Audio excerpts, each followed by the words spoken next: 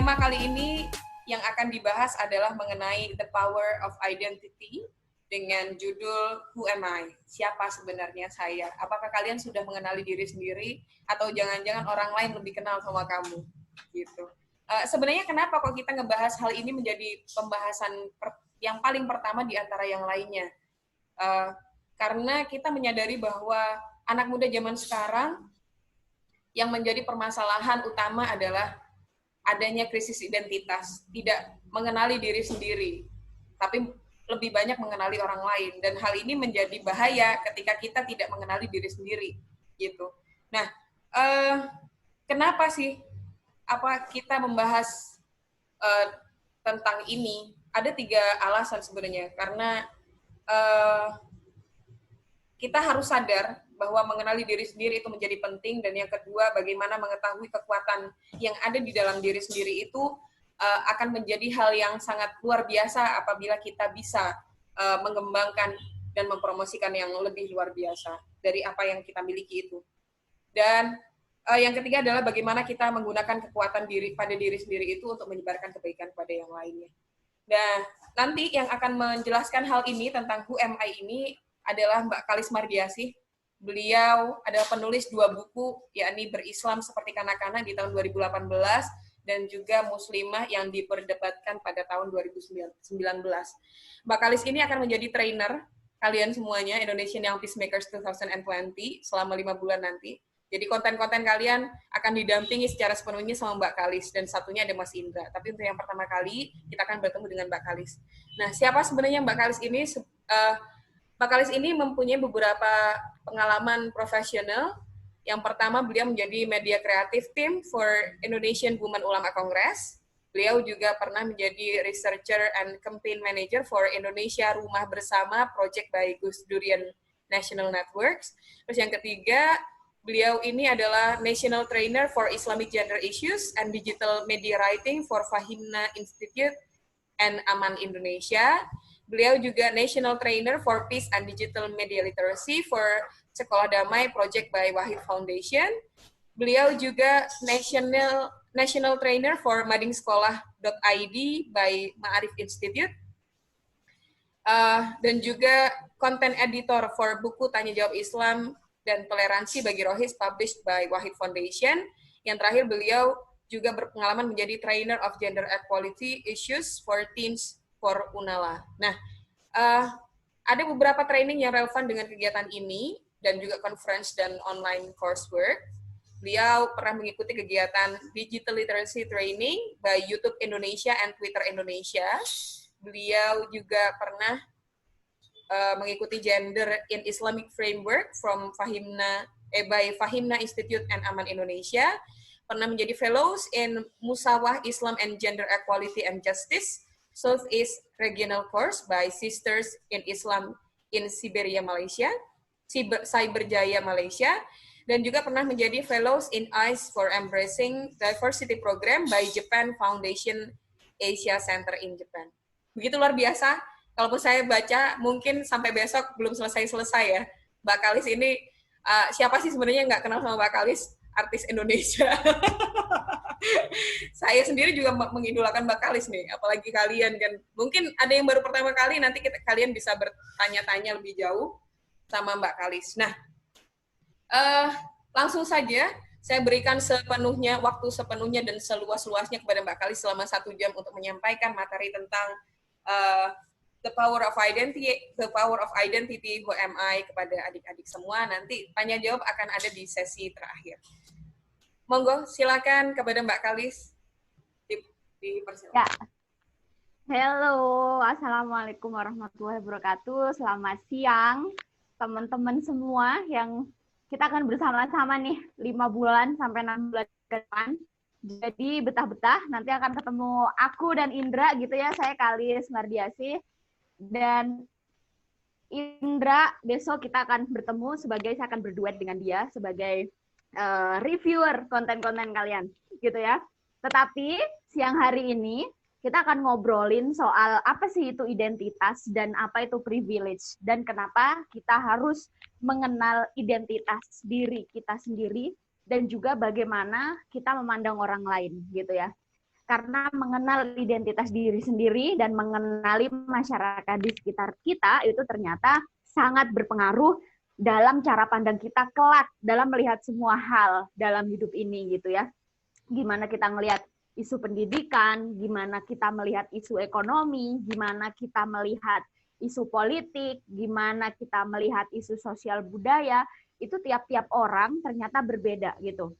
Kenapa orang di Jawa dalam membicarakan pembangunan Indonesia itu ternyata berbeda dengan teman-teman yang ada di Papua dalam membicarakan pembangunan Indonesia, misalnya. Atau bagaimana teman-teman Islam di Indonesia, misalnya, dalam memandang kebebasan beribadah, dalam memandang tersedianya tempat-tempat ibadah, itu ternyata berbeda dengan teman-teman Nasrani, dengan teman-teman Katolik, dengan teman-teman Hindu dan Buddha yang ada di Indonesia. Karena tiap-tiap mereka memiliki pengalaman hidup yang berbeda-beda. Nah, kira-kira nanti kita akan membicarakan seputar kayak gitu di dalam topik kita identitas yang hari ini. Oke, aku mau Anik, aku mau share screen sendiri aja, bisa nggak?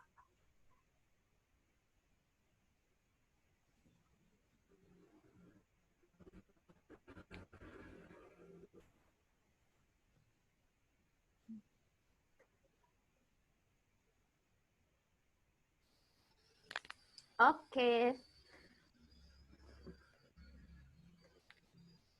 Nah, kalau ditanya gini ya, who am I gitu ya, who am I? Siapa sih kamu itu gitu? Kita kan kebingungan pasti ya. Ada banyak sekali bahasa yang bisa kita gunakan untuk menjawab siapa sih sebetulnya saya gitu, who am I gitu. Dan kenapa ini penting untuk dijawab gitu. Nah, ketika lahir gitu ya, untuk menjawab itu, ketika lahir kita mulai diberi nama gitu. Misalnya saya diberi nama Kalis Mardiasih. Oke, berarti kalau orang tanya UMI, saya jawab I'm Kalis Mardiasih gitu. Terus ketika lahir kita juga dibelikan baju, dibelikan mainan gitu ya, yang warnanya, yang jenis-jenisnya biasanya sesuai dengan jenis kelamin kita. Kalau anak laki-laki, biasanya tetangga-tetangga yang pada ngado bapak dan ibu kita itu ngasih baju, ngasih mainan warna biru gitu. Kalau perempuan dikasih bajunya, dikasih mainan warna pink. Kalau yang laki-laki dikasih kado mainan mobil-mobilan, yang perempuan dikasih mainan boneka Barbie kayak gitu-gitu. Kemudian kita juga dicatat sebagai anggota kartu keluarga di Indonesia. Di situ ada nama, ada tempat tanggal lahir disebutin, ada nama bapak ibu kita, terus tiba-tiba kita ditulis juga itu identitas agamanya gitu ya. Kemudian kita diajarkan nilai-nilai agama yang diberikan oleh orang tua kita, seperti itu. Jadi semua hal ketika kita lahir itu ada beberapa hal yang sudah terberi tanpa kita minta, yang itu kemudian menjadi identitas kita gitu. Kita menyebut itu sebagai identitas gitu. Terus ini kita akan menjawab beberapa hal ya. Apakah ini fakta atau asumsi gitu. Pertama, setiap orang yang giat belajar pasti dapat menjadi siswa yang berprestasi di kelas. Fakta atau asumsi yang pertama. Terus kemudian yang kedua, setiap orang yang giat bekerja pasti bisa menjadi orang yang sukses, orang kaya, gitu. Kan kita diajarin ya, rajin pangkal pandai, hemat pangkal kaya, gitu-gitu kan sejak kecil. Terus ada lagi, setiap orang yang giat berusaha pasti akan mendapatkan pekerjaan yang ia impikan. Fakta atau asumsi dari 3 pernyataan ini, gitu ya. Ini nanti kaitannya sama identitas yang lebih luas lagi. Mungkin seringkali kalau kita ngelihat 3 pernyataan ini, kita pasti akan menjawab 3-tiganya fakta. Benar kok setiap orang yang giat belajar ya pasti akan menjadi berprestasi di kelas. Benar kok setiap orang yang giat bekerja pasti bisa menjadi orang kaya. Benar kok setiap orang yang giat berusaha pasti akan mendapatkan pekerjaan yang ia impikan. Kalau bahasa motivator tuh sukses tidak akan mengkhianati proses gitu ya, atau hasil tidak akan mengkhianati usaha gitu, kata motivator-motivator di luar sana kayak gitu. Nah, kita cek beberapa faktanya ya. Misalnya nih, ada anak-anak di pedesaan yang giat belajar. Mereka sama-sama giat belajar, sama giatnya dengan anak-anak di pusat kota atau di kota Jakarta. Tapi listrik belum masuk desa. Tapi tidak banyak buku bagus di desa. Tapi tidak ada pusat bahasa asing di desa. Tapi layanan internet belum masuk desa. Gitu. Siapa bilang misalnya anak-anak di Gunung Kidul atau di Kulon Progo gitu yang pelosok-pelosok itu nggak giat belajar. Mereka giat belajar juga gitu ya. Tapi mau ke Gramet, di Gramet Sudirman yang ada di pusat kota Jogja, itu mereka tuh jauh. Gitu. Banyak bagus di sana. Belum banyak juga perpustakaan jalanan atau perpustakaan daerah di sana. Gitu. Anak-anak yang ada di pusat kota Yogyakarta misalnya kalau mau belajar bahasa II, tapi yang lebih pelosok mau ke sana tuh jauh. Kalau letaknya jauh berarti butuh bensin buat kendaraan, butuh anggaran lebih buat transportasi, kayak gitu. Terus yang kedua, Alwi bangun di subuh hari setiap hari untuk pergi ke pasar. Alwi adalah kuli angkut barang di pagi hari. Siang harinya ia pergi ke toko koafuk untuk membantu mengantar bahan bangunan ke rumah para pelanggan. Alwi bisa menyupir truk. Selepas maghrib ia baru pulang ke rumah. Jadi Alwi ini bangunnya itu subuh banget gitu ya. Pulangnya malam gitu. Bangunnya lebih pagi dari semua orang yang ada di sekitar dia. Pulangnya lebih malam dari orang lain yang ada di sekitar dia. Tapi dia nggak kaya-kaya gitu. Sama juga dengan kasus anak-anak di pedesaan tadi.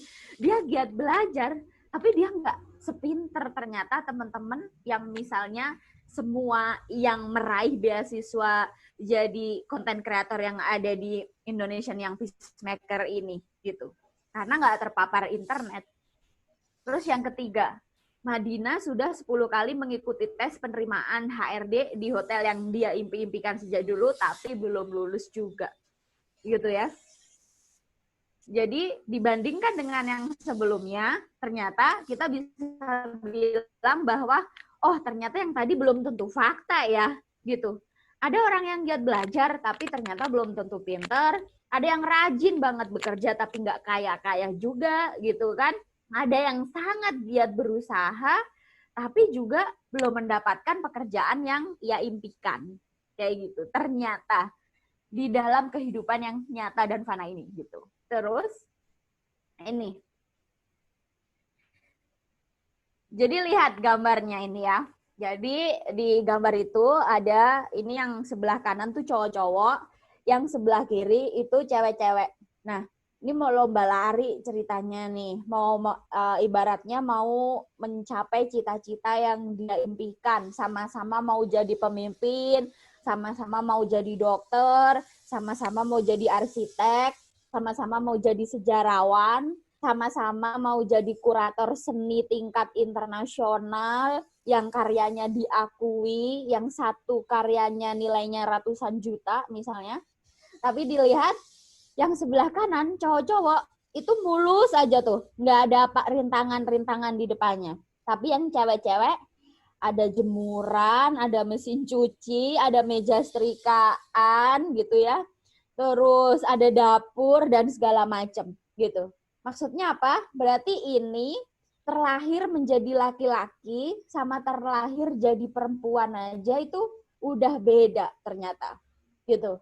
Jadi kalaupun bisa sampai dalam waktu yang sama, usaha dan energi yang dikeluarkan ternyata nggak sama. Gitu. Ini dari identitas berdasarkan perbedaan kelamin atau perbedaan gender. Nah, ternyata perbedaan-perbedaan itu banyak gitu.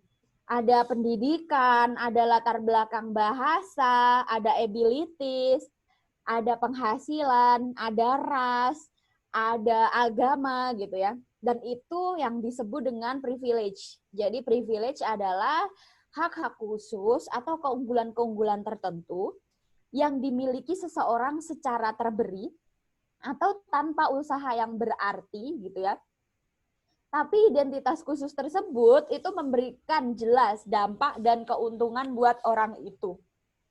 Nah, misalnya yang sering diobrolin orang tuh di Twitter, di Instagram gitu-gitu ya.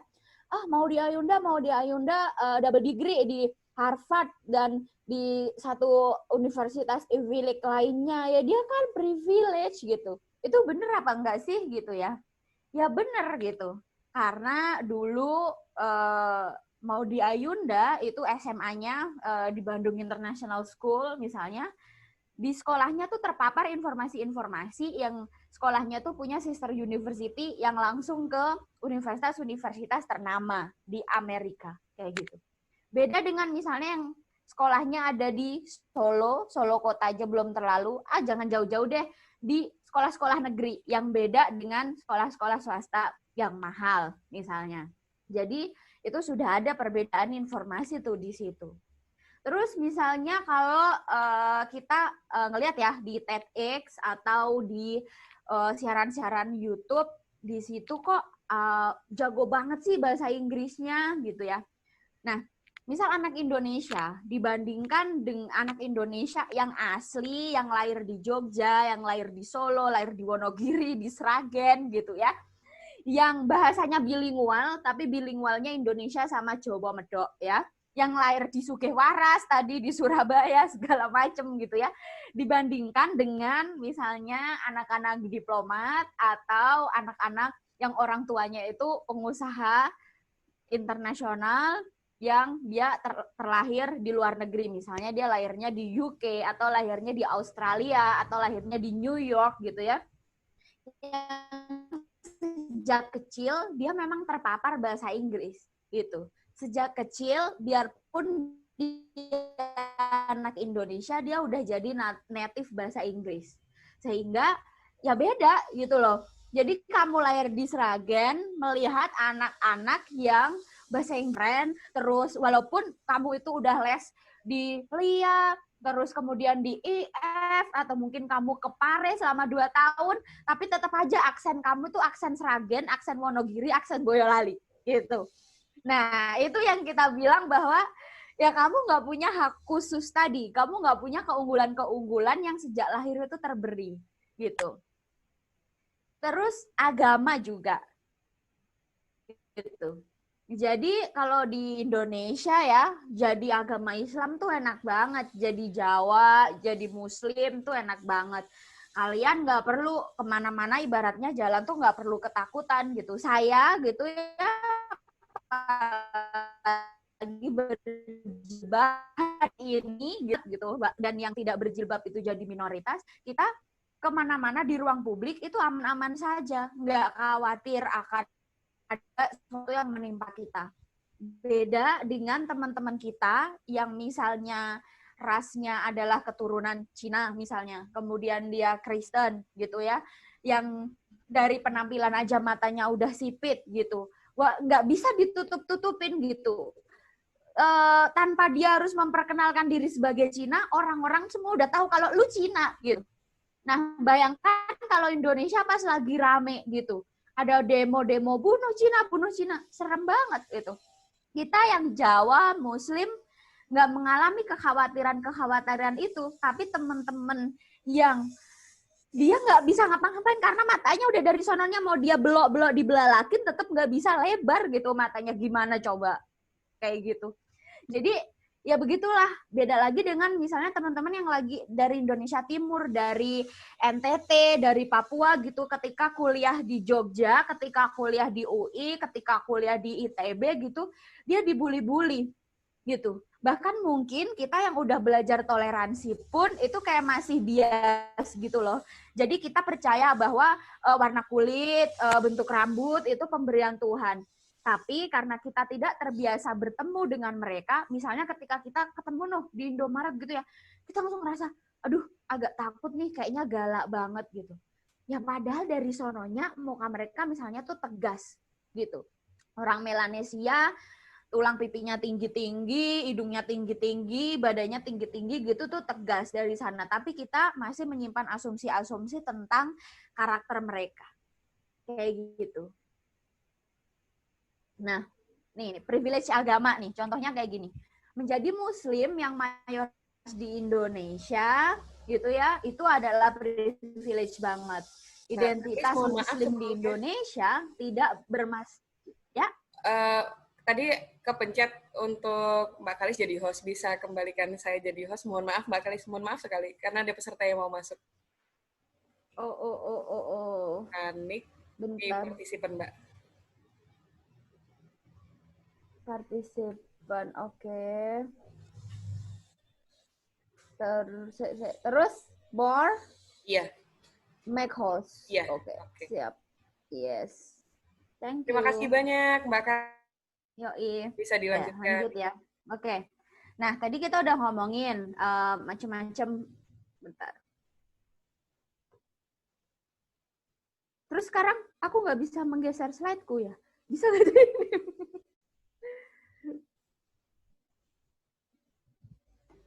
Saya yang share screen ya abis ini Mbak Kalis ya. Oh, oke deh. Berarti aku stop dulu ya. Iya, oke. Siap Mbak. Oke.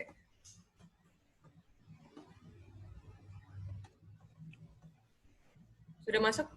Belum Mbak? Oke. Siap.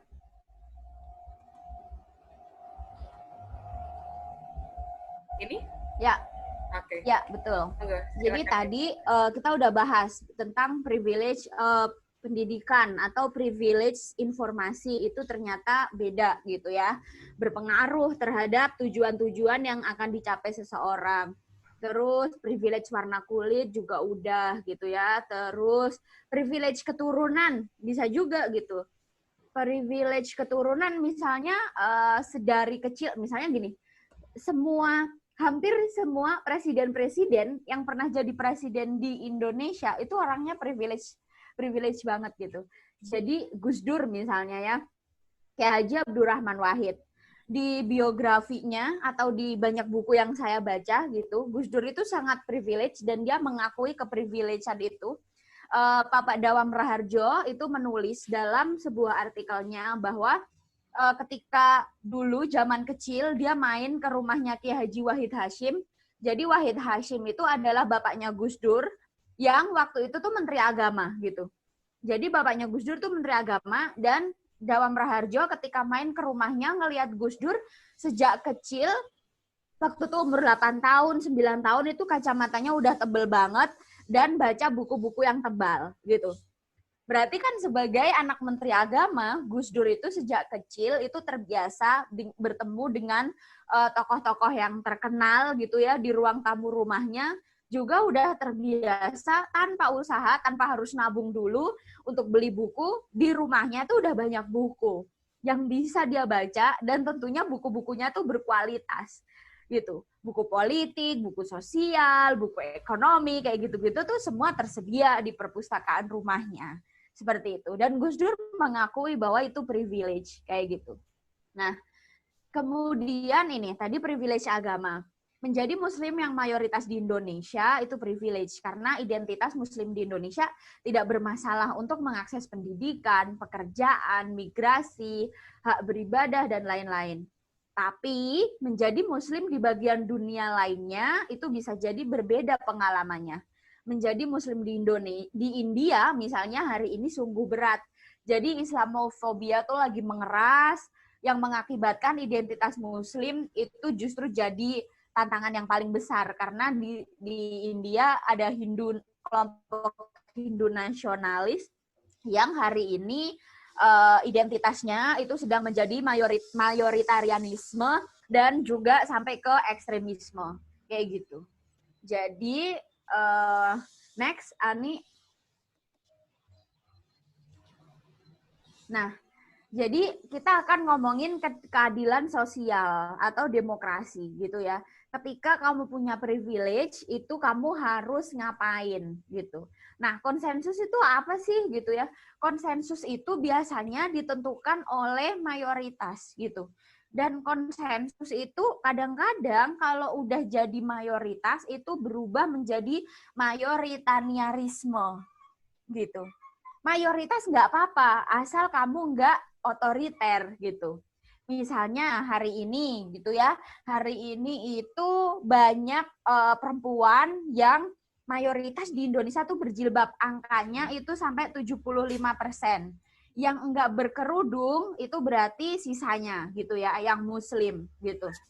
Nah, itu kemudian gini, apakah kita menjadi perempuan yang berkerudung gitu ya, itu bisa toleran atau bisa memberikan keadilan atau bisa memberikan ruang yang tetap aman dan nyaman bagi teman-teman yang nggak berkerudung, tanpa dia harus merasa terteror, tanpa kita harus share dalil-dalil yang menakut-nakuti teman-teman perempuan setiap hari gitu, aduh sesat segala macam gitu misalnya, bisa nggak misalnya kayak gitu.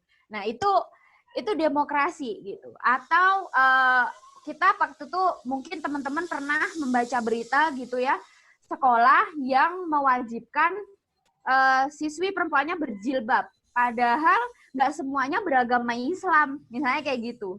Padahal ya hak pakai pakaian seragam itu kan sebetulnya nggak ada undang-undangnya gitu, walaupun ada yang ada perda-perda syariah yang sebetulnya ya itu kurang tepat juga di negara demokrasi kayak gitu-gitu.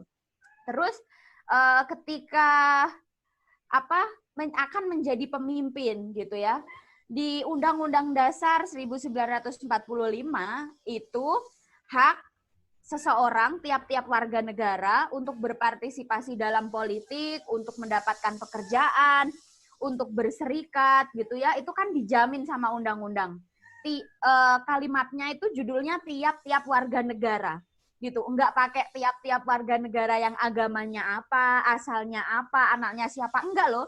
Jadi tiap-tiap warga negara itu berhak mendapatkan pendidikan sama di mata hukum dan pemerintahan gitu. Berarti kan tiap-tiap warga negara itu ya berhak menjadi pemimpin, berhak mendapatkan kesempatan yang sama untuk duduk di lembaga pemerintahan kayak gitu. Tapi kadang-kadang karena ada ego-ego mayoritarianisme, akhirnya misalnya ada black campaign yang menyebabkan saudara-saudara yang berbeda, teman-teman yang berbeda, kemudian tidak bisa mendapatkan hak yang setara, padahal dia sama-sama warga negara Indonesia. Misalnya kayak gitu. Jadi sebetulnya privilege itu nggak salah, gitu. Privilege yang kita punya itu nggak salah. Tapi gitu ya, misalnya kita Islam Jawa gitu ya. Bagaimana kemudian ketika ada teman-teman kita yang tertindas tidak mendapatkan haknya gitu ya, kita menggunakan suara kita itu untuk memberikan keadilan bagi teman-teman yang tertindas itu, bukan malah ikut-ikutan menindas gitu. Nah, di situ sebetulnya privilege itu diuji gitu. Misalnya kayak tadi aku di Instagram posting soal privilege. Terus ada yang komentar gini, kalau semua orang punya privilege, pasti semua anak Indonesia itu ya sepinter Maudy Ayunda, kayak gitu. Ada yang komen kayak gitu. Terus aku jawab gini, iya gitu ya, yes, sure, Maudy Ayunda memang punya privilege gitu ya. Maudy Ayunda memang punya privilege. Privilege-nya apa aja? Ya dia terpapar akses pendidikan yang bagus. Dia lahir-lahir udah cantik sesuai dengan standar kecantikan masyarakat Indonesia gitu kan. Dia punya keluarga yang support gitu ya. Jadi banyak sekali. Tapi keunggulannya Maudy Ayunda adalah dia menggunakan privilege-nya juga itu dengan cara yang tepat. Yaitu apa? Dia selalu berbagi dengan semua anak muda di Indonesia itu konten-konten yang positif gitu. Jadi akun Instagramnya Maudy Ayunda ya kontennya positif, akun YouTube-nya kontennya positif. Dia nulis buku, bahkan buku cerita anak gitu ya, itu kontennya positif gitu. Berarti dia bisa memanfaatkan privilege-nya itu dengan baik gitu. Atau misalnya kalau kamu nyadar kamu punya privilege, kamu punya modal materi yang cukup. Misalnya gini, di rumah kamu ada perpustakaan, bukunya banyak banget gitu. Karena bapak kamu, ibu kamu gitu ya, itu adalah akademisi, adalah dosen, mereka suka membaca. Dan kamu tahu bahwa ada anak-anak di sekitar kamu yang nggak semampu kamu dalam hal literasi. Akhirnya kamu bikin perpustakaan di depan rumah setiap minggu agar anak-anak di sekitar rumah kamu itu semua bisa ikut baca buku. Berarti di situ kamu punya privilege dan kamu menggunakan privilege kamu itu dengan tepat untuk berbagi dengan anak-anak lainnya, kayak gitu. Next, Ani.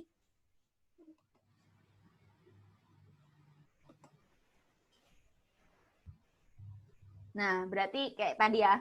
Jadi kapan-kapan gitu ya, kalau kamu mau jadi presiden ini misalnya, check your privilege gitu. Jadi kalau kamu laki-laki, Jawa, Muslim gitu ya, itu tuh udah aman duluan. Nanti bisa didukung dengan hal-hal lain. Misalnya modal kampanye kamu cukup, pendidikan kamu baik, kamu keturunan dari bupati yang lalu-lalu, misalnya kayak gitu. Terus calon laki-laki sama calon perempuan aja itu udah berbeda gitu. Ketika sama-sama mau nyalon jadi pemimpin daerah misalnya. Laki-laki tuh nggak pernah kena black campaign, kecuali kalau dia koruptor gitu ya. Kalau perempuan, dia bisa kena black campaign. Misalnya perempuan itu haram jadi pemimpin loh. Berarti kan udah beda lagi tuh. Gitu, tantangan yang dihadapi gitu. Laki-laki karena identitas jenis kelaminnya nggak mengalami tantangan, tapi perempuan karena jenis kelamin yang dia nggak bisa milih, dia dapat tantangan itu. Gitu. Terus misal Muslim berkerudung atau tidak berkerudung gitu ya. Dalam tradisi politik Indonesia gitu, bisa kita cek gitu. Agama itu menjadi sesuatu yang penting. Orang kalau mau nyalek gitu ya, pasti tiba-tiba punya gelar haji di depannya gitu. Terus yang cowok-cowok tiba-tiba pakai peci gitu atau pakai peci putih atau peci hitam. Terus itu tiba-tiba kayak jadi haji semua. Yang perempuan-perempuan tiba-tiba tuh berkerudung semua gitu. Juga punya gelar hajah gitu. Jadi gelar haji dan gelar hajah untuk calon pemimpin politik di Indonesia itu ternyata penting banget. Bahkan teman-teman nanti bisa jawab, kenapa Haritanu Sudibyo yang dia itu Kristen gitu ya, dia kemudian pakai baju koko gitu dan peci hitam gitu misalnya, itu di foto-foto dia kayak gitu. Karena modal politik atau privilege untuk jadi pemimpin politik di Indonesia itu memang kondisinya seperti itu. Di daerah lain bisa jadi berbeda. Misalnya di Bali berarti yang punya privilege ya orang yang beragama Hindu misalnya. Atau yang ada di NTT gitu ya, yang punya privilege berarti teman-teman yang beragama Kristen dan Katolik karena jumlahnya mencapai 85%. Misalnya ketika saya Muslim, ketika saya ke Kupang misalnya, saya nyari masjid susah sekali, cuma ada Masjid Agung aja. Beda ketika saya di Jawa gitu ya, di setiap RT itu musola bisa jadi jumlahnya ada 2 gitu. Bahkan ya azan itu sangat riuh gitu kalau di Jawa kayak gitu. Nah, jadi itu gitu ya, atau ini yang terakhir. Next.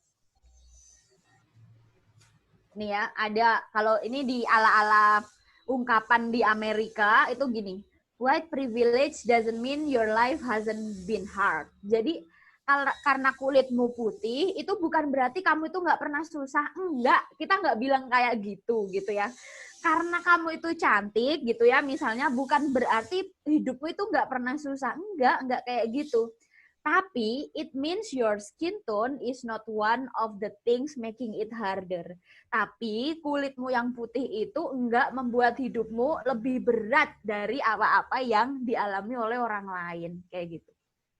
Nah, ada lagi itu di lanjutannya, selain warna kulit juga ada sosioekonomik, terus jenis kelamin, heteroseksual, cisgender, terus Kristen kalau itu kasusnya di Amerika, terus able-bodied. Jadi able-bodied ini penting banget juga untuk teman-teman sadarin bahwa teman-teman yang alat indranya di sini semua sempurna, bisa melihat, tangannya sempurna, kakinya sempurna, pendengarannya sempurna, itu privilege gitu. Dibandingkan dengan teman-teman yang disabilitas lihat, disabilitas rungu gitu ya. terus disabilitas intelektual, dan disabilitas-disabilitas yang lain, kayak gitu.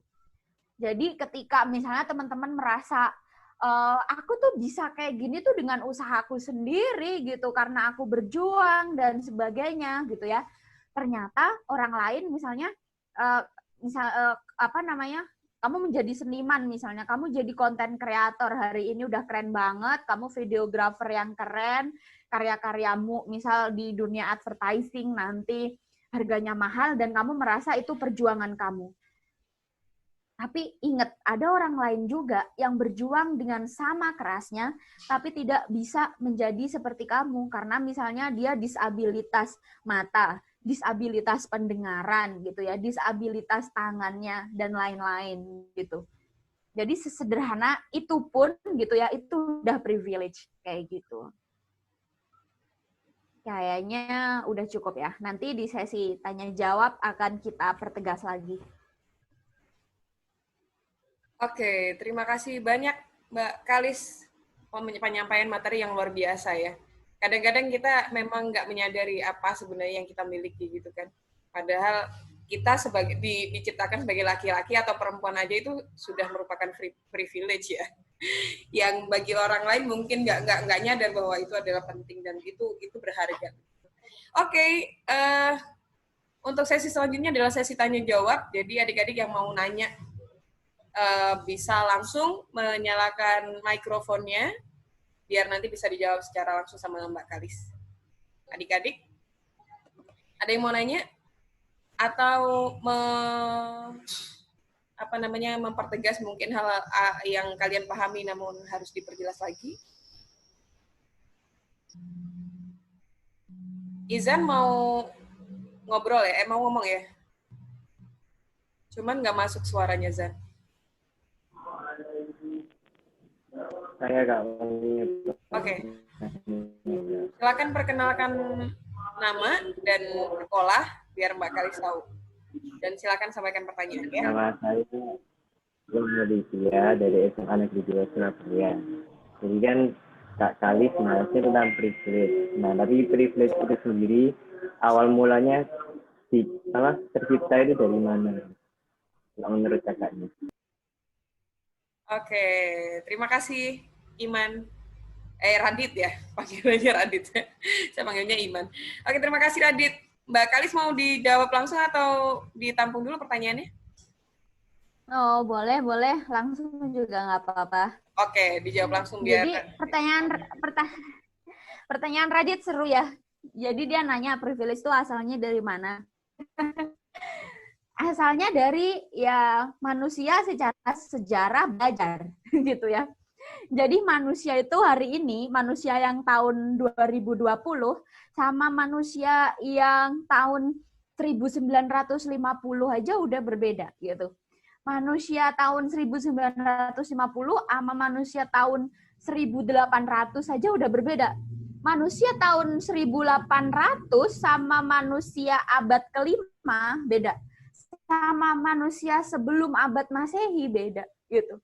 Jadi kalau teman-teman yang Islam mungkin tahu bahwa di zaman jahiliyah gitu ya, yang kemudian ada Rasulullah Muhammad SAW, ada bayi lahir perempuan dikubur hidup-hidup misalnya. Bayi perempuan nggak dibanggakan. Berarti zaman dulu gitu ya, ketika zaman jahiliyah itu, jadi laki-laki itu jelas privilege banget gitu. Kamu jadi lahir jadi perempuan aja udah salah gitu. Terus kemudian bahkan sampai ada banyak hal gitu. Terus tahun berapa ya? Abad ke-17 deh, pas era kolonialisasi masuk ke Indonesia gitu ya. Itu orang-orang kulit putih gitu, yang baik itu orang Belanda atau orang Portugis gitu ya. Mereka itu masih bego-bego gitu.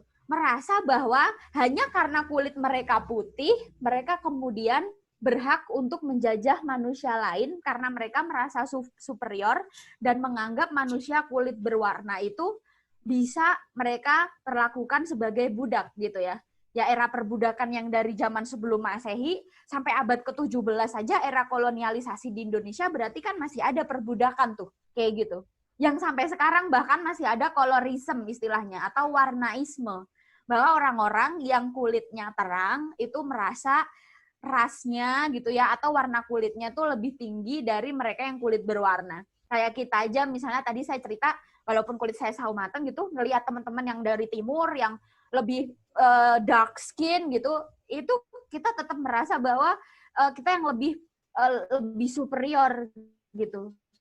Sebelum kemudian kita memproses dalam otak kita bahwa oh konsepnya nggak begitu gitu. Oh ada konsep social justice, konsep keadilan sosial, ada konsep human rights base gitu. Hak asasi manusia, bahwa semua manusia punya hak yang sama untuk hidup, misalnya kayak gitu.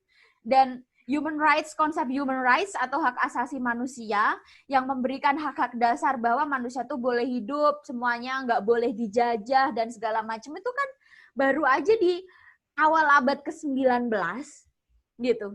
Sejarahnya tuh berbeda-beda gitu. Jadi manusia hari ini dalam menyadari bahwa dia itu semua equal dan setara dengan manusia lainnya, dalam memandang manusia lainnya itu tuh terus belajar melihat sejarah gitu ya. Dan itu tuh bukan urusan negara kita lebih berkembang atau lebih belum maju dibanding dengan negara-negara maju yang ada di sana, karena mereka pun juga belajar dari sejarah gitu. Bagaimana misalnya orang-orang Nazi Jerman zaman dulu kena genosida, terus orang-orang Yahudi juga kena genosida gitu.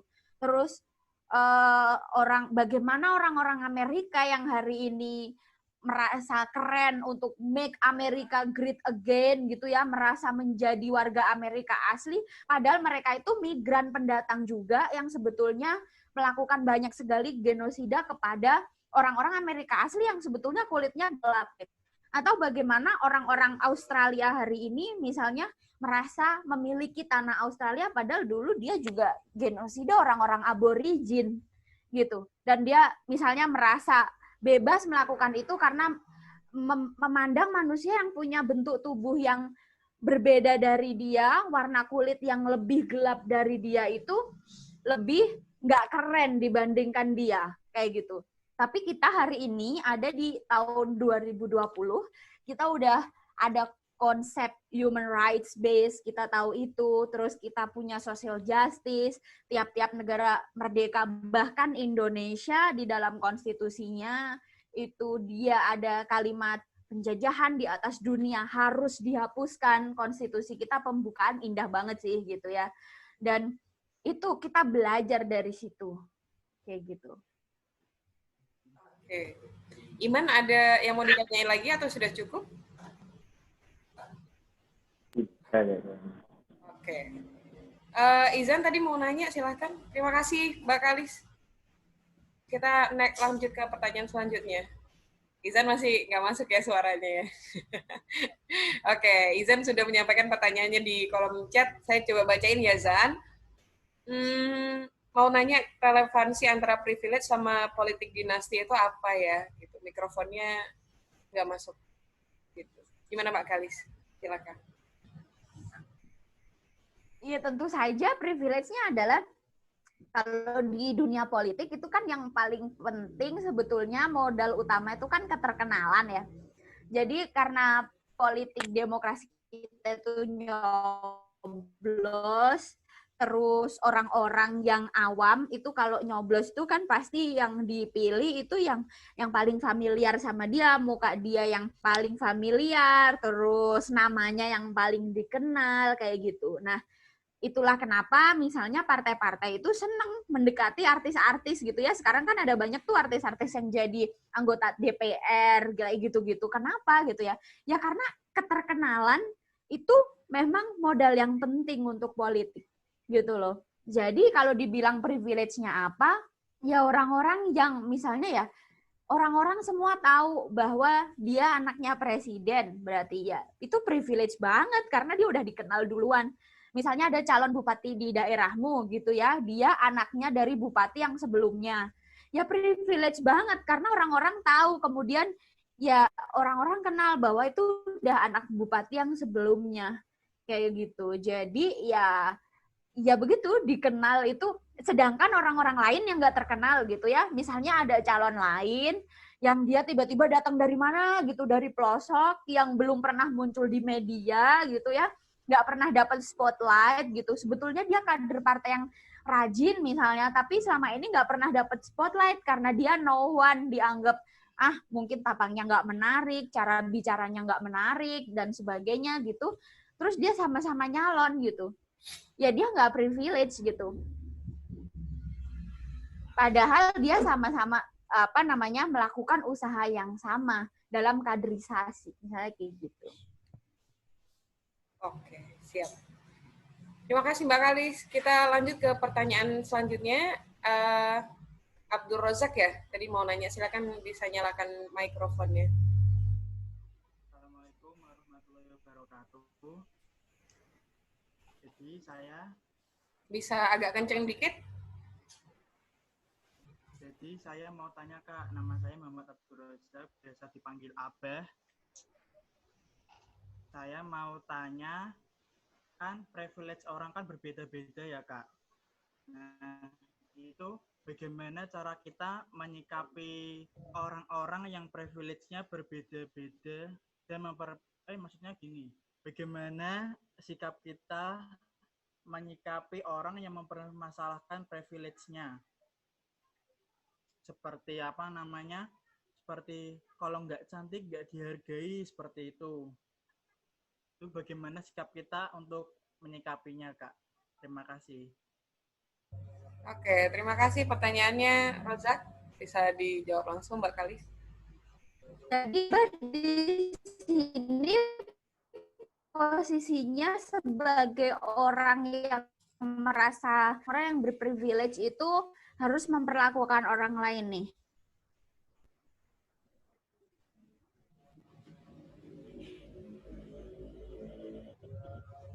Iya, Mbak Kalis gimana? Ya, jadi posisi yang ditanyakan Abah itu sebagai dia yang punya privilege, memandang orang yang nggak punya privilege, atau dia nggak punya privilege itu bertanya sikapnya harus seperti apa, kayak gitu. Jadi saya tanya bagaimana cara menyikapi teman kita yang merasa privilege-nya tidak seperti yang dia inginkan gitu loh Kak. Bagaimana kita cara menyikapinya orang-orang yang seperti itu loh Kak. Ya, oke, aku paham. Aku paham pertanyaannya. Jadi itu yang dinamakan tadi, ada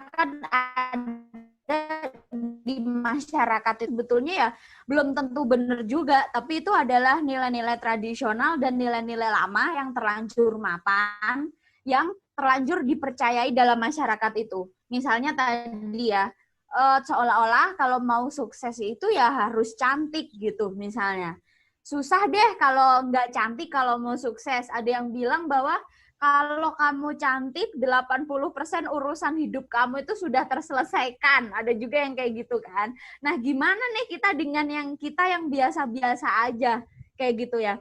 Nah, itu yang namanya konsensus atau norma-norma tradisional itu yang sebetulnya kewajiban kita adalah mengubah itu gitu. Kita mempercayai bahwa yang menyebabkan nilai-nilai kebaikan universal itu enggak ditentukan oleh kecantikan misalnya, tapi oleh peran kebaikan yang dilakukan oleh seseorang kayak gitu. Jadi kita kan tahu nih idealnya seperti itu. Tapi ternyata dunia nyata enggak kayak gitu gitu. Tapi ya akhirnya ya mau bagaimana lagi kayak gitu kan. Akhirnya yang harus kita lakukan adalah satu, kita bertekad untuk mengubah itu. Kita tetap campaign itu, ngomong itu ke banyak orang, sekaligus kita memberi pembuktian, kayak gitu. Enggak kok gitu.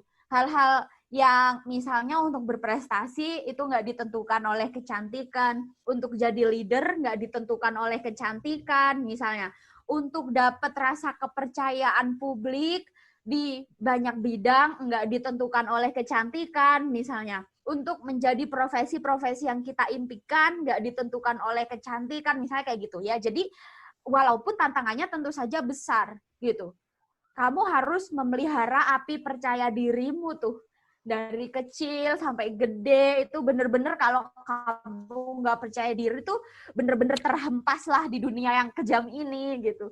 Jadi tanggung jawabnya ada pada diri kamu sendiri, yang caranya adalah yaitu tadi konsep diri kamu gitu. Konsep kamu tentang hal-hal kebaikan universal yang ada di dunia ini berarti tidak ditentukan oleh hal-hal yang sifatnya terberi gitu. Tapi sifatnya adalah diusahakan kayak gitu.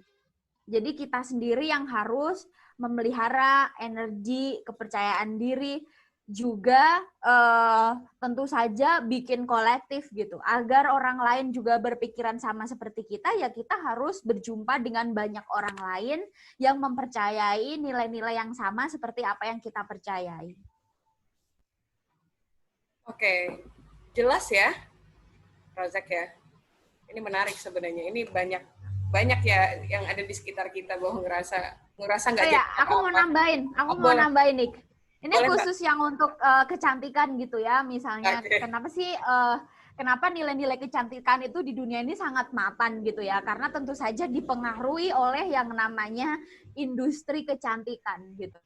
Jadi kalau kita ngelihat iklan sabun, iklan shampoo, iklan skincare, itu tuh semua itu pasti yang sesuai standar industri. Jadi sejak kecil itu bahkan standar warna kulit aja itu beda-beda loh. Saya kan sekarang 28 tahun. Dari saya lahir sampai 28 tahun ini, iklan saya itu terhadap yang iklan-iklan yang iklan sabun atau iklan body lotion yang ada di televisi itu standarnya beda-beda. Dulu kulit itu kuning langsat, kuning mangir gitu ya. Terus ada putih berkilau gitu. Terus ada putihnya Pond's itu putih flawless gitu. Terus sekarang putih glowing. Yang paling nggak masuk akal tuh waktu itu putih Dove. Putih Dove tuh yang susu ala Jepang putih banget kayak gitu. Yang itu tuh nggak mungkin banget misal untuk orang Indonesia kayak gitu loh. Karena pigmen kita tuh setiap dari kita punya warna kulit tuh sebetulnya dari Tuhan tuh sesuai dengan apa namanya geografi wilayah geografis kita.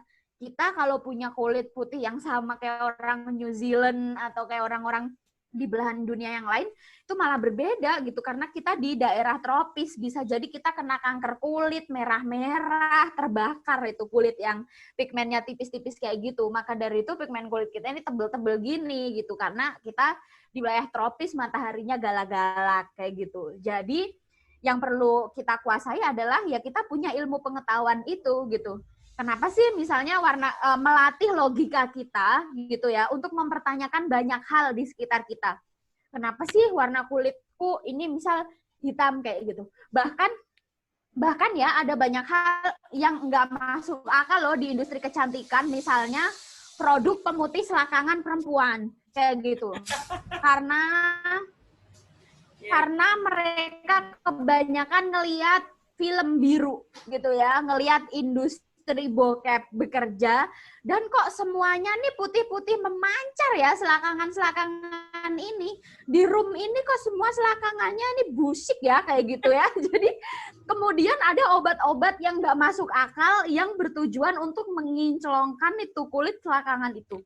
Padahal kalau kita konsultasi ke tenaga medis atau tenaga kesehatan atau ahli kulit, dia akan jawab bahwa kulit-kulit di bagian tubuh yang letaknya tuh ada di lipetan-lipetan tubuh kita, itu memang gelap, memang menebal, karena itu kan gesekan gitu loh. Di lipatan siku, kemudian di lipatan dengkul kaki, terus di lipatan selakangan, dia pasti menebal dan kemudian jadi lebih gelap karena dia sering gesekan. Karena kalau dia nggak menebal, dia berdarah gitu loh, kegesek-gesek setiap hari kan karena dia gesekan kayak gitu. Jadi itu tuh ada teorinya secara biologi kayak gitu. Bisa dia dirasionalisasi dengan akal sehat gitu. Tapi karena orang nggak pakai akalnya gitu ya, orang emosi doang, akhirnya dia belanja produk pemutih kulit, dia pakai, akhirnya muka dia putihnya nggak ngerata, malah kayak pulau-pulau kayak gitu. Oke, menarik ya kalau ngomongin tentang kecantikan, ada yang putih kayak pulau dan sebagainya. Ini ada Izan yang itu tuh Mbak, ngerespon ngomongin masalah privilege kecantikan. Ada yang bilang bahwa nggak apa-apa nakal, yang penting cantik. Itu bisa dibenarkan nggak asumsinya, atau ada negasinya nih, Mbak? Gimana nih? Agak Jadi yang dibilang penting cantik. ada asumsi yang mengatakan bahwa nggak apa-apa nakal, yang penting cantik. Ada yang bilang nggak apa-apa nakal, yang penting ganteng, kayak gitu kan? Nah itu bisa nggak dibenarkan asumsi? Ada banyak kan yang kayak gitu. Kalau ada yang di Twitter atau di Instagram tuh seringnya gini, pilihlah pasangan, milih pasangan itu yang penting dia baik hatinya, nggak perlu cantik. Kalau aku milih, kenapa nggak yang baik dan cantik sekalian? Boleh kok dapat dua-duanya, kamu bisa cantik dan bisa jadi baik gitu loh. Terus kamu bisa jadi cantik sekaligus rajin masak misalnya. Kamu bisa jadi ganteng sekaligus penyayang misalnya. Jadi itu bukan sesuatu yang harus dipilih. Nilai diri, self-worth, atau self-value, atau self-love itu ya memaksimalkan potensi diri kita yang kita miliki hari ini untuk semakin baik, terus-menerus semuanya gitu. Termasuk misalnya yang apa ya, kalau aku misal tentang kecantikan gitu, karena konsep diriku tentang kecantikan itu ya bersih, sehat, percaya diri gitu ya. Jadi the best beauty for girls itu adalah kepercayaan dirinya. Saya konsepku kayak gitu. Tapi juga harus bersih. Jadi mentang-mentang gini, cantik itu nggak penting. Terus kamu jorok banget. Terus nggak pernah bersihin wajah misalnya. Terus sampai jerawat di mana-mana, sampai macem-macem. Ya itu berarti nggak bener juga gitu loh. Berarti self love itu bukan kayak gitu. Self love itu bukan membiarkan diri kamu jadi buluk, jadi busik, jadi tetap bodoh. Konsepnya nggak gitu. Self love itu menerima lainnya itu dengan bagaimana ya agar tiap-tiap komposisi yang ada di dalam diriku ini semakin memancar, semakin punya nilai kayak gitu. Jadi itu semua diperbaiki, agar semakin sehat gimana gitu. Terus agar semakin percaya diri caranya gimana. Agar semakin public speaking-nya bagus caranya gimana. Kayak gitu. Oke, siap. Ini ada pertanyaan dari Nusaibah karena mikrofonnya nggak bisa nyala nih, Mbak. Dia bercerita tentang yang dibilang orang privilege, tapi ternyata dia sendiri nggak ngerasa bahwa itu adalah privilege. Saya seorang perempuan yang memiliki kulit kuning langsat yang terawat. Wah, orang lain menganggap hal tersebut adalah privilege untuk saya, tapi saya sendiri tidak suka ketika orang lain menilai saya hanya dari tampilan luar saya saja. Contohnya saja kemarin waktu ngebagiin Twibbon IYP, ada beberapa teman yang menyampaikan kepada saya secara pribadi, kamu glowing, makanya aku like. Aduh. Bagi saya itu bukanlah privilege bagi saya, tapi malah menjadi satu alasan orang-orang melakukan catcalling. Pertanyaan saya, apakah sebenarnya ada standar tersendiri untuk suatu hal dari kita bisa disebut sebagai privilege, Mbak Kalis? Pertanyaan dari Nusaibah. Pertanyaan yang cerdas dari Nusaibah, dan ini bisa jadi ide konten pertama kamu buat besok. Wow. Jadi inilah cerita baik gitu loh. Kamu mau bilang ke orang-orang, misalnya kayak emangnya enak jadi cantik, emangnya enak jadi orang kaya gitu misalnya, atau emangnya enak jadi ini tadi ya kulit kuning dan sebagainya. Justru orang nggak melihat nilai-nilai lain dari diriku, malah melihat apa-apa yang hanya kelihatan dari luar diriku, misalnya kayak gitu. Inilah cerita baik. Jadi nanti ke depannya kalau bikin konten, itu ide itu nggak jauh-jauh gitu. Jangan idenya apa ya, kelihatannya kalian membayangkan tuh hal yang jauh banget. Tentang cerita-cerita baik itu sebetulnya deket banget sama diri kalian sendiri gitu, sama segala hal yang kalian jalani hari ini, tantangan-tantangannya dan lain-lain. Misalnya kayak ini, Nusaibah cerita bahwa ketika aku menceritakan prestasiku, bahwa IYP ini aku udah ngisi aplikasi, terus ngisi form banyak hal, tapi orang justru ngelihatnya ini kan gara-gara kamu glowing, ini sakit banget gitu ya, pahit guys, jadi aku kayak gitu. Jadi ya gitu, itu bisa menjadi sesuatu yang kamu ceritakan kepada banyak orang agar ke depan orang juga bisa lebih giving respect to other itu based on their achievements gitu, bukan sekedar the performance-nya aja kayak gitu. Oke. Terima kasih Mbak Kalis, ini keren sih Nusaibah, terima kasih sudah berbagi cerita. Gitu. Kadang-kadang jarang ya ada yang mau berbagi cerita secara langsung. Dan ini sebenarnya yang kita gali nanti untuk selanjutnya selama 5 bulan. Yang ada pada diri kita bisa ceritakan agar orang-orang itu mendapatkan insight yang berbeda, mendapatkan sudut pandang yang berbeda dari yang lainnya, dari apa yang kita ceritakan. Oke, teman-teman ada yang mau nanya? Nurul Laili ya? Phone audionya juga nggak bisa. Oke, dari Nurul Lailil bilang bahwa kan sekarang lagi booming tuh yang dikit-dikit insecure, lihat orang yang lebih cantik insecure, lihat orang lebih ganteng insecure. Nah, gimana itu cara menyikapinya, Mbak Kalis? Cara menyikapinya ya dari cerita-cerita baik, konten-konten ke depan yang akan kalian bikin. Wow. Idenya dari yang paling sederhana kayak gini aja gitu. Jadi misalnya biar remaja-remaja, teman-teman kalian di sekitar kalian tuh nggak insecure dengan hal-hal yang ditampilkan orang lain di sosial media itu seperti apa gitu. Jadi materinya sekitar situ aja gitu. Kenapa sih misal orang-orang di sosial media yang ditampilin ya memang begitu ya nature-nya sosial media gitu. Yang ditampilin ya pas seneng-seneng aja. Saya juga males loh. Saya yang males banget. Maksudnya nampilin hal-hal ketika saya lagi sedih, ketika saya lagi, ya enggak lah. Saya pamer ke sosmed ya pas saya lagi bahagia, lagi kaya, lagi cakep gitu. Ngapain juga saya pamer pas lagi jelek gitu kan. Ya tuh nature-nya semua orang kayak gitu.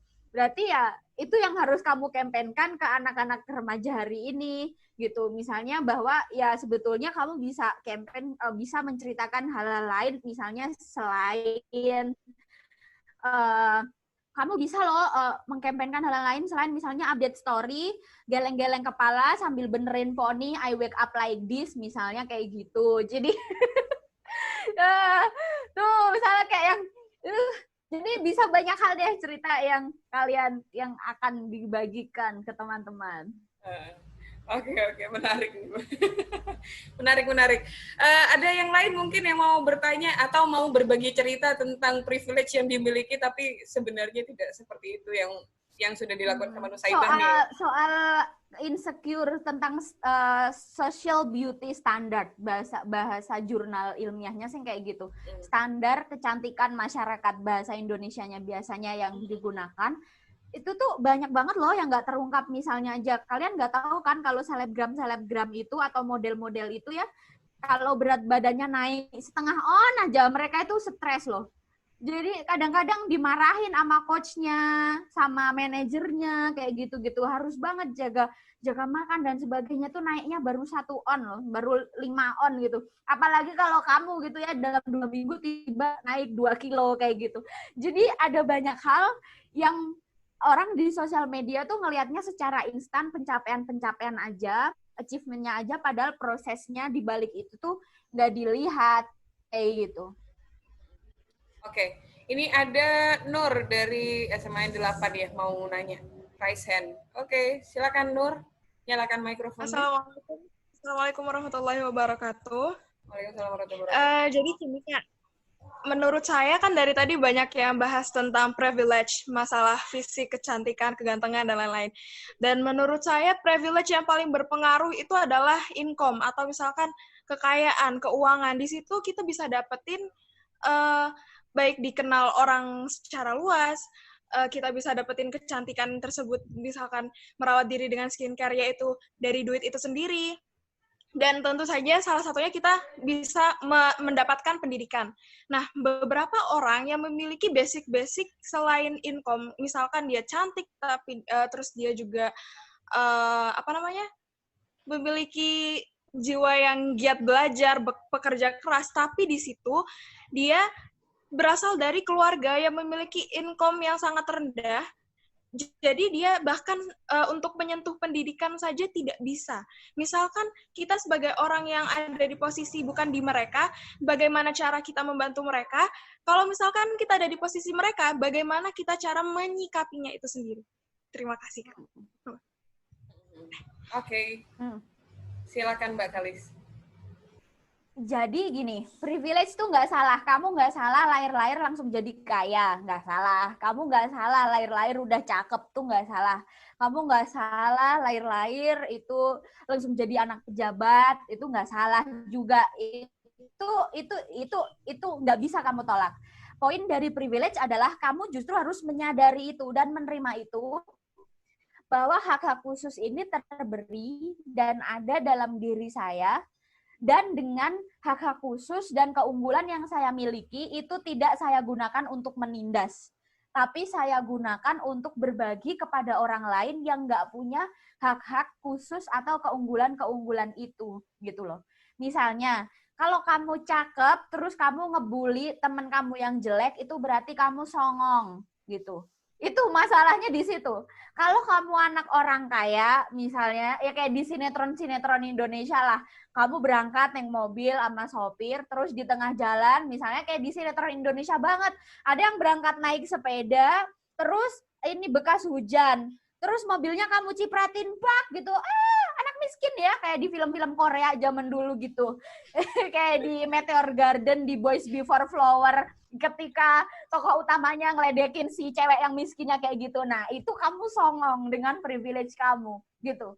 Tapi kalau kamu berprivilege, tapi kemudian kamu membagikan hak itu kepada orang lain, itu kamu keren, gitu.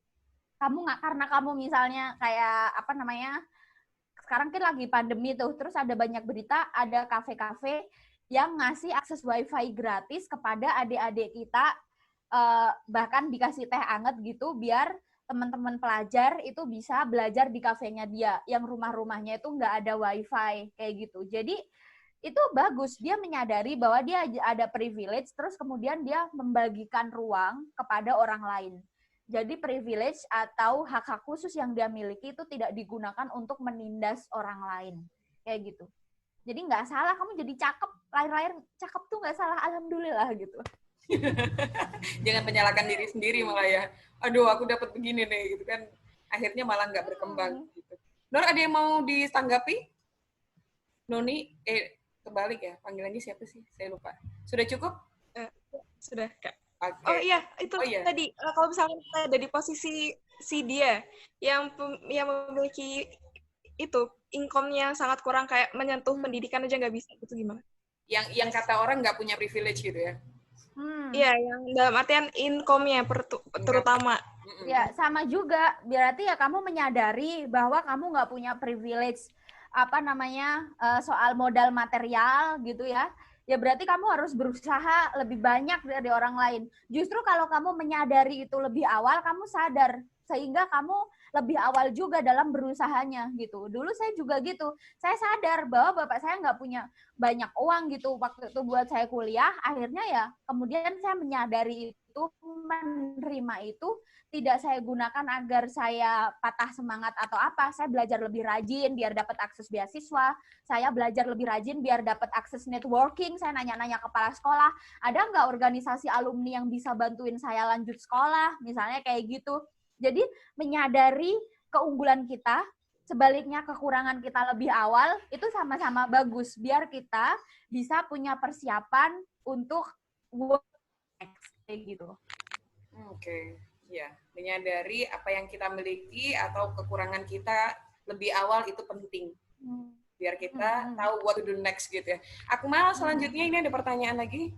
Akmal bisa menyalakan video atau audionya biar bisa bertanya secara langsung pada Mbak Kalis.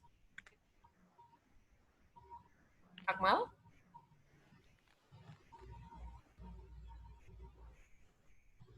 Akmal?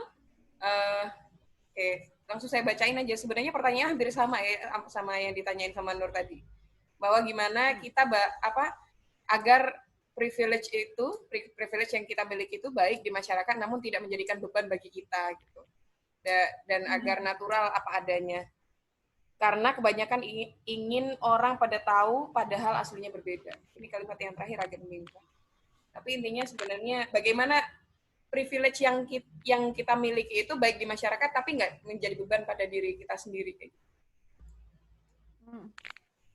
Sepertinya kalau memang kita tulus untuk berbuat kebaikan, gitu ya, pasti dan konsisten gitu ya. Kemarin songong terus tiba-tiba bikin giveaway di Instagram, di Twitter biar orang tahu bahwa oh kamu influencer yang baik hati. Nah, itu berbeda ya, saudara-saudara. Tapi kalau kamu sejak awal memang kayak ngerintis dari awal, kamu bikin komunitas buat untuk peduli sama teman-teman ODA yang AIDS, terus teman-teman dengan kanker payudara, misalnya bener-bener kamu berjuang turun ke lapangan, kamu ngeriset, kamu kumpulin donasi, terus kamu mengawal donasi itu, kerjasama dengan banyak orang. Terus justru dengan privilege yang kamu miliki, misalnya kamu anak orang kaya, bapak kamu direktur televisi swasta A misalnya, atau direktur perusahaan minyak mana gitu. Nah, itu justru akan membantu gerakan kamu dong. Misalnya kamu, Pak, ini nih bisa nggak ada dana sekian persen nggak dari perusahaan papa yang bisa aku akses buat bikin proposal untuk membantu teman-teman yang putus sekolah misalnya. Jadi privilege itu bisa sangat bermanfaat seperti itu gitu. Kalau kamu tahu jalannya, kamu tahu konsepnya gitu. Nggak sekedar songong-songong bikin giveaway loh ternyata kayak gitu. Iya. Ya, saya juga pernah temu sih yang orang yang tiba-tiba bikin giveaway. Iya, sok ngerti ya. Oke, ini ada Fatih yang mau nanya nih. Pertanyaan terakhir. Oke. Pertanyaan terakhir ya sebelum kita tutup. Silakan Fatih, bisa dinyalakan mikrofonnya. Halo Kak, suaranya bisa kedengaran? Oke, dengar. Silakan Fatih. Ya sebelumnya saya berterima kasih kepada Alis yang ya. materi. Aku nyari charger. Oke, sambil dengar ya Mbak ya. Sampai silakan lanjut Fatih. Sebenarnya ini saya mau curhat Kak. Jadi kalau di beberapa sekolah itu ada stigma begini bahwa misalkan ada anak yang pintar terus berprestasi itu bisa mendapatkan pendidikan yang lebih istimewa daripada anak-anak yang mungkin nakal, kurang berprestasi seperti itu ya Kak. Nah, dengan dalih anak-anak yang berprestasi terus mempunyai kecerdasan yang di bawah yang di atas rata-rata bisa menjadi teladan bagi anak-anak yang nakal dan sebagainya. Nah, kalau menurut Kak Kalis tuh betul apa enggak Kak dalam menyikapinya seperti itu?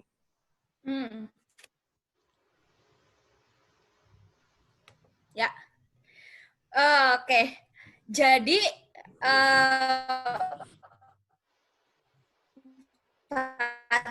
nakal kadang-kadang kali ini apa dulu gitu. Kalau nakalnya dia narkoba misalnya, atau nakalnya dia menyebarkan konten-konten yang tidak bertanggung jawab di internet, itu bukan nakal tapi kriminal gitu ya. Jadi benar kalau gurunya bilang bahwa anak-anak yang pinter itu ya jadi teladan anak-anak yang nakal. Cuman bedakan dengan kreatif misalnya. Emang ada anak-anak yang secara metode pembelajaran, ada anak-anak yang dia lebih connect dengan metode pembelajaran audio visual gitu. Jadi kalau guru nerangin ceramah dia nggak betah, akhirnya dia ngantuk gitu ya, dia ngomong sendiri sama temennya gitu. Mungkin kalian juga ngalamin gitu ya. Terus kalau kalian karakternya misalnya yang kalian tuh anaknya lebih afektif gitu. Jadi senangnya nari, senangnya olahraga gitu. Nah, kalau ada guru PPKN yang bacain buku teks, akhirnya kalian nggak betah.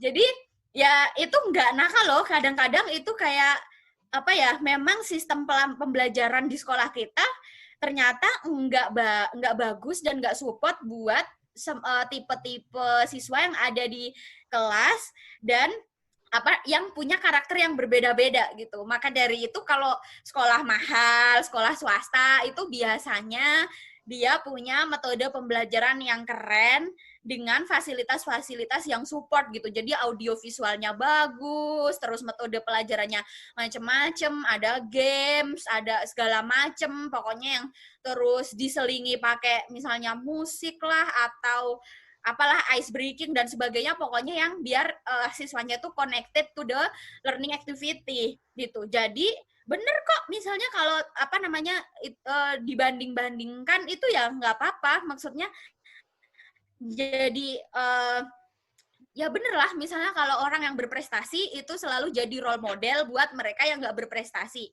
ya itu harus dijadikan acuan, cuman menyadari bahwa misalnya kayak gitu tuh nggak bisa disamaratakan gitu. Misalnya yang dimaksud berprestasi selama ini kan kalau di sekolah tuh pasti yang cuma misalnya dari jurusan kedokteran gitu ya, atau anak IPA, atau anak teknik misalnya. Padahal ya prestasi itu banyak gitu. Bisa jadi kamu jadi kurator seni gitu, kamu bikin pameran lukisan di Perancis, tapi itu nggak dianggap sebagai prestasi sama banyak orang kayak gitu. Terus misalnya kamu jadi, ya banyak lah, misalnya diem-diem akun Instagram kamu yang isinya visual art kamu itu followernya banyak, atau kamu di Medium atau di PixArt, atau kamu punya akun di mana-mana lah intinya, yang banyak orang follow dan karena suka dengan karya kamu, tapi menurut guru kamu atau menurut orang tua kamu tetap noting gitu ya, karena dianggapnya kayak apa ya, yang namanya pinter itu ya standar pinter yang tradisional kayak gitu. Jadi ya kamu perlu lebih banyak bercerita sih tentang menceritakan diri kamu sendiri kayak gitu. Jadi nanti kalau bikin konten penting juga misalnya untuk mendefinisikan identitas gitu ya. Misalnya itu harus kelihatan banget tuh. Misalnya kalau anak muda di Indonesia itu keragamannya banyak. Ada agama, terus kognitif, semua anak pintar matematika, tapi juga bahasa, visi pada masyarakat bahwa kamu anak-anak muda Indonesia yang sangat beragam gitu, kesenangannya gitu, tantangannya dan lain-lain. Oke, terima kasih banyak Mbak Kalis, luar biasa pertanyaan-pertanyaan anak-anak juga sangat variatif, dan ada juga yang bercerita tentang bagaimana privilege-nya, menarik, sangat menarik sekali, dan ini mungkin bisa menjadi salah satu pandangan bagaimana konten-konten adik-adik nanti selanjutnya yang besok akan dibahas dan didampingi oleh trainer-trainer yang keren dan kece kita ini, ada Mbak Kalis sama Mas Indra besok ya. Karena waktunya sudah habis, jadi Mbak Kalis mungkin bisa memberikan closing statement dan pesan untuk adik-adik buat nanti selanjutnya berbicara tentang privilege di kehidupan kita sehari-hari, dan juga bagaimana untuk konten besok seperti itu. Konten nanti kayaknya malam udah banyak banget yang diomongin, jadi semangat aja buat bikin kontennya. Oke, terima kasih banyak. Saya pengen ngajak anak-anak beri aplaus ya buat Mbak Kalis. Harusnya tapi mikrofonnya dimatikan semuanya. Tapi nggak apa-apa, kita beri aplaus dulu. Silakan dinyalakan mikrofonnya. Keren banget hari ini pembicaraannya. Luar biasa. Saya berharap semoga kita bisa menyadari apa kelebihan kita, apa kekurangan kita, sehingga kita bisa tahu selanjutnya what to do for the next one gitu kan. Terima kasih banyak Mbak Kalis sudah hadir di tengah-tengah kita. Teman-teman bisa nge-mute suaranya lagi biar kita kembali kondusif. Adik-adik, untuk sesi selanjutnya adalah bagaimana kita akan mengevaluasi kegiatan hari ini, apa sebenarnya yang sudah kita dapatkan, hal baru apa yang sudah kita dapatkan, dan bagaimana evaluasi untuk ke depannya. Namun jangan lupa catatan-catatan kalian hari ini akan menjadi penting banget buat kalian untuk dijadikan konten selanjutnya. Jangan lupa tag Instagram kita, Indonesian Young Peacemakers, biar kita bisa nge-repost. Kalian juga bisa bikin story Instagram ya untuk kegiatan kali ini, kegiatan hari ini, biar teman-teman juga tahu kegiatan kalian apa, dan Indonesian Young Peacemakers juga banyak dikenal sama teman-teman yang lain. Kita datang ke menti.com, silakan buka di ininya, di browsernya masing-masing. Kita evaluasi secara langsung, cuman beberapa menit, 2 menit aja cukup. Silakan buka menti.com. Seperti yang tadi kita lakukan, menti.com, silakan masukkan kodenya 346876. Sudah bisa?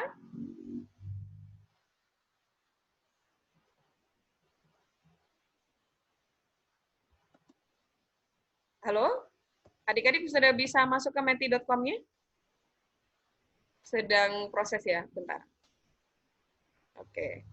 Nanti akan ada 3 pertanyaan singkat.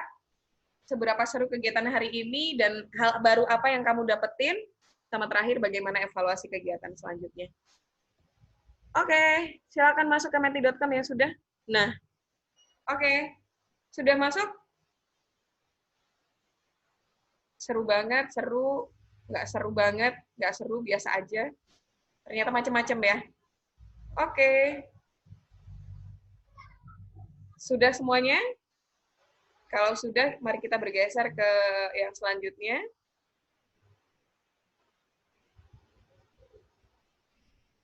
Masih ada yang bergerak? Saya kasih waktu 10 detik lagi. 10, 9, 8. Kodenya apa, lah? Kode. Itu kodenya di atas, ada 346876. 346876. Oke, sudah? Saya hitung lagi ya. 7, 6, 5, 4, 3, 2, 1. Oke, terima kasih. Karena teman-teman sudah menjawab, kita bergeser ke selanjutnya. Hal baru apa yang kamu pelajari hari ini? Silakan dijawab secara langsung di menti.com di HP-nya masing-masing. Langsung diketikkan. Hal apa sih yang kamu pelajari hari ini? Nanti akan muncul di sini ya.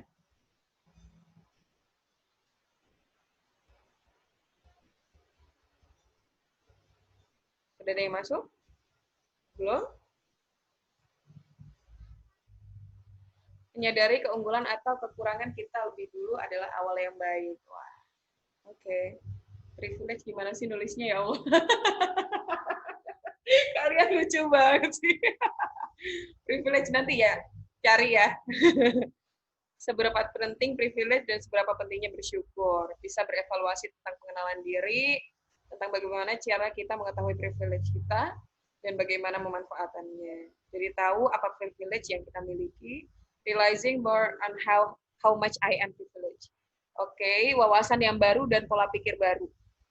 Kurangi insecure, banyakin syukur. Be yourself. Oke, menarik. Oke, saya masih tunggu 1 menit lagi. Setelah itu akan saya tutup. Silakan yang belum masuk.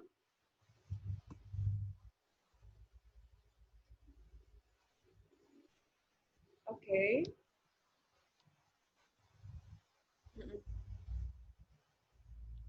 Gimana cara menyikapi privilege yang kita punya? Cara menggunakan aplikasi Zoom, luar biasa. Saya berbangga dan saya senang, nggak apa-apa. Setiap hal yang kita lakukan itu adalah pembelajaran ya. Kita bisa belajar Zoom juga keren. Oke.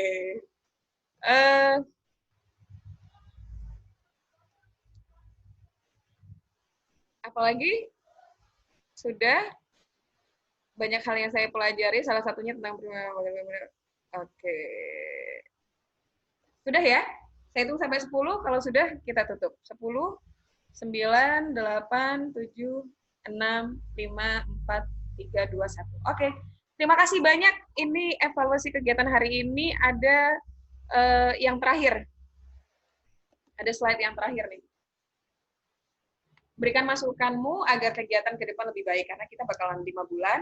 Jadi silakan beri masukan sejujur-jujurnya boleh.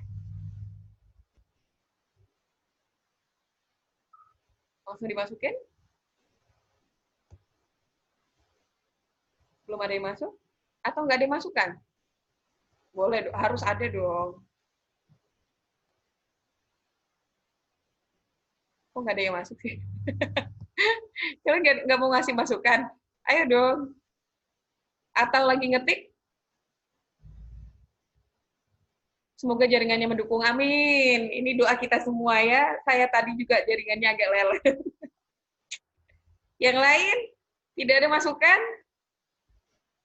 Oke. Siap. Selanjutnya?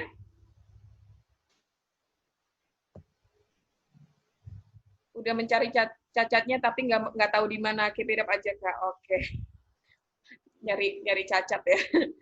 Semoga ke depan lebih lancar, aman, sentosa. Amin. Semoga lebih seru lagi. Bingung mau ngasih masukan apa?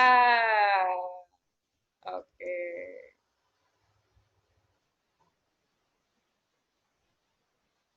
Semoga segera bisa meet up.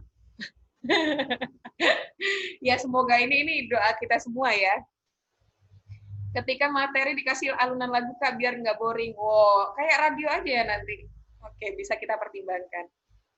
Semoga kuotanya cepat dapat supaya nggak lola pakai IndiHome. Insya Allah besok nanti atau besok sudah dikirim kok teman-teman ya. Kegiatan bagi tapi kalau durasi terlalu lama jadi suka lupa. Oke. Siap, sudah saya tutup. Terima kasih banyak teman-teman. Ini adalah evaluasi kita bersama.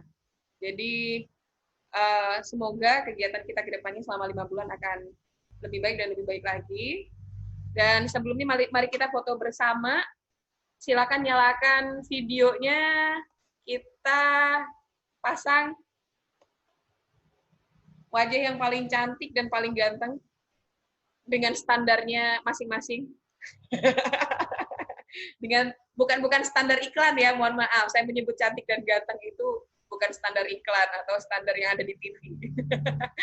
Oke, siap ya? Siap? Silakan nyalakan videonya. 1, 2, 3. Bentar. Untuk yang kedua, lagi ya. 1. Radit, videonya nggak ada ya? Oke. 1, 2, 3. Oke. Sudah cukup. Terima kasih banyak untuk adik-adik semuanya. Mari kita say goodbye dan sampai berjumpa lagi untuk besok. Besok akan ketemu di kelasnya masing-masing. Kita dibagi jadi 2 kelompok. Ada kelas Kali sama kelas Indra ya. Kalian ketemu dengan trainernya masing-masing. Jangan lupa setelah ini tugasnya silakan berkelompok sama kelompok yang sudah ditentukan kemarin. Silakan bikin konten dan upload di Instagramnya masing-masing. Jangan lupa untuk tag Instagramnya Indonesian Young Peacemakers 2020. Gitu ya. Dan juga kita punya akun YouTube. Silakan di-subscribe. Video-video atau konten kalian yang terbaik akan diunggah di YouTube itu. Jadi jangan lupa subscribe. Gitu. Kak Maul sama Kak Karya ada tambahan? Jika tidak, sudah saya tutup. Sudah cukup ya. Terima kasih banyak buat adik-adik. Sampai ketemu besok. Jangan lupa kontennya harus di-upload ya. Saya tunggu nanti. Selamat berkarya, selamat berjuang, selamat berkreasi. Selamat sore untuk adik-adik semua. Sore, Kak. Sore, Kak. Sore, Kak. Makasih. Ya, sama-sama. Terima kasih, Kak. Terima kasih, Kak.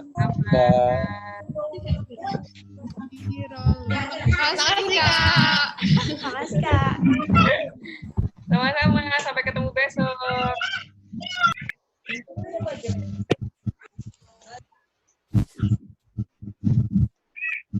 Terima kasih Kak Ani.